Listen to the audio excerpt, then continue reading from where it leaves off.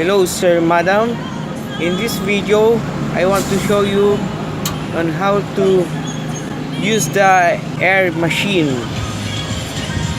So, the first step is set the desired or specified tire pressure of your car by simply pressing the plus and minus sign here.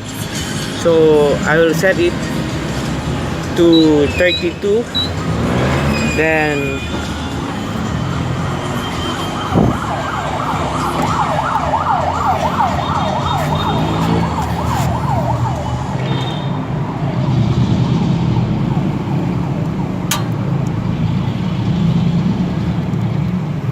lagay nyo lang yung hangin.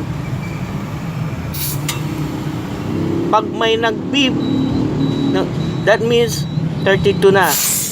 So, ganun lang po kasimple ang paglagay ng hangin sa tires natin using air machine.